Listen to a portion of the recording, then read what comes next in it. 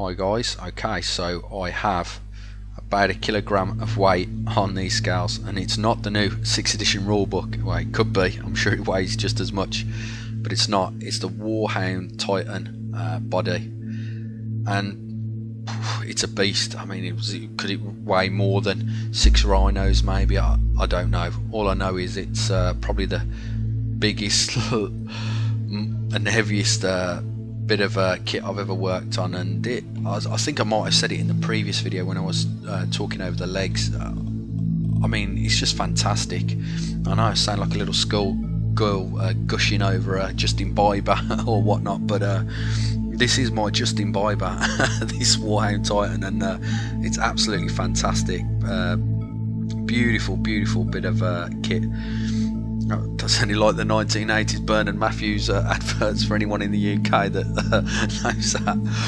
Oh, I'm really rabbling tonight, guys. Sorry. Anyway, I've done more magnet work on the Titan, and I put some more 18mm by 2mm magnets in the head there. You could obviously go with smaller magnets on the head because it's not that heavy, but again, I wanted it to be a really tight bond. I didn't want the head to wobble or move. I wanted it to be a nice tight bond to the actual I don't know, we call it chest area of the Titan. In the actual cockpit area, I put in some 3mm by 2mm magnets, and that is a pretty good hold from the roof of the cockpit there. Sorry again about the focus. I've got some focus issues. I'm filming late at night again, bit of a night owl, and it's not in macro mode because I needed to zoom in and out depending on what I was shown, so it's not going to be the best focus, I'm afraid. But as you can see, just those 2 little magnets there give plenty of pull there, and as we're shaking it there, it's not coming away. And same again, using those large magnets, but what I had to do here is you get like a socket jar. It's hard to explain. It looks like a peanut that's in the shell. So 2 round circles attached together that fit. Bottom half of the circle would fit into the weapon, and the top half would fit into the arm socket joint on the Titan.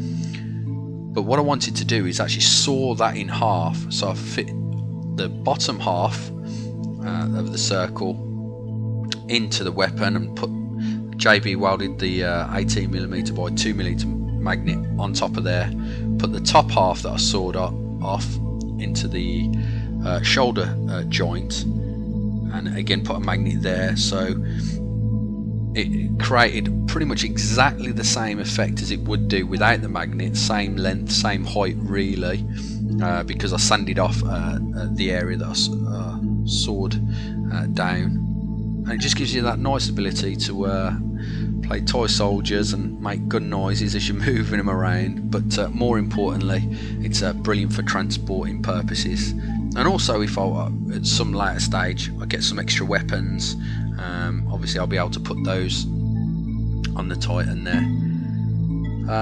Right, okay, now this, I've got to be honest, this left me with quite a headache working on the inside of the Titan there. I was left with the eternal struggle of, do I paint it before I build it, or do I build it and then paint it? Now both areas, believe it or not, have their pros and cons. The pros obviously of painting it unmodelled, it's much more convenient. You're going to be able to get more detail in, you're going to be able to do a much better paint job because you're not encumbered by the sides of the walls of the Titan there. But on the other hand, if you paint it and then try and build it, you're working with really large chunks of resin, and as I'm sure most people that have worked with this sort of thing knows, they never butt up together, they never fit perfectly. So it would make it so awkward having such a nicely painted inside and then trying to glue it all together and fill gaps in with green stuff, and I was actually left with quite a few gaps on this Titan. Some of it needed a lot of heat work to push some of the side walls into each other, and some plastic card work. You might see on the top section of the units there, the left top unit by the dead, I don't don't know, what is he, some kind of tech priest or something? Someone's going to kill me now for saying that wrong. But anyway, that needed some plastic hard because there's a bit of a gap there. So hopefully I won't live to regret it. But I think I went for the functionality of the Titan and the strength of the Titan as opposed to how pretty the inside looked. But whatever option someone was to choose, doing that, I don't think you could go wrong.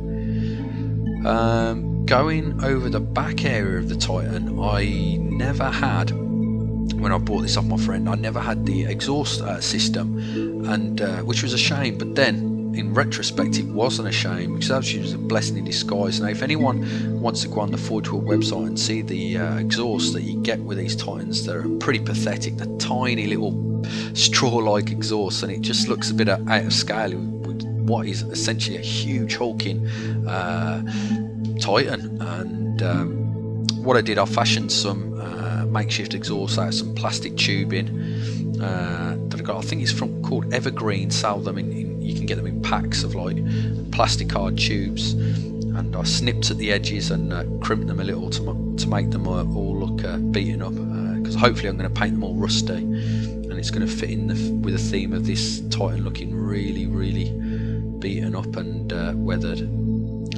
The void shields, just added some 3mm by 2mm magnets there just for gaming purposes. It'd be nice to take those off if it loses a void shield and so on.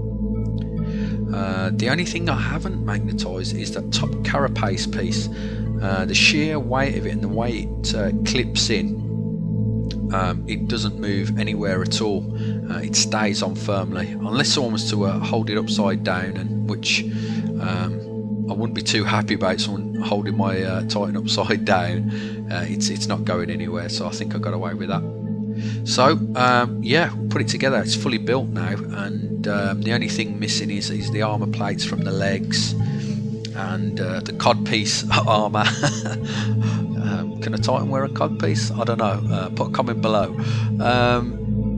But yeah, as you can see here, I mean, the sheer pull that those magnets can take on pulling that Titan, that head's not moving anywhere, which again, it's really important to me personally that everything stays exactly where it should do without any sort of like wobbling or you know, loose fit.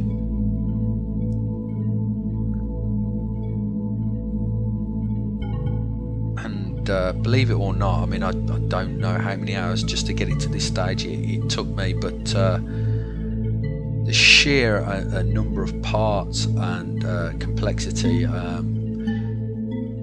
it was a challenge for me. I'm not ashamed to admit it really was. And if someone asked me to make some Warhound Titan legs tomorrow, I'd probably run the other way.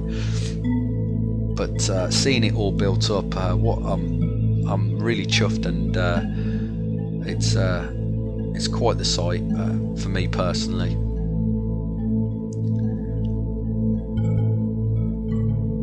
I've got to also say that using, I mean, that JB welder saved me a hell of a lot of pinning work. And which also would then lead me to a lot of clean-up work from the pinning area. So again, have to say a huge thank you to that crew, Orangelicious, for that cool idea. So it's onto the paint job now, and I'm going to be doing some experiments with this, which I'll hope to show. I'm going to be doing the rusting chipping effect that you've seen on a previous video. I'm hoping to use some of my recently purchased oils, because I hope to do some oil stain washes with some pigment MIG oils that I bought recently. So hopefully we'll be able to show you some of the results of that. And yeah, thanks for watching, guys. Please rate, comment, subscribe.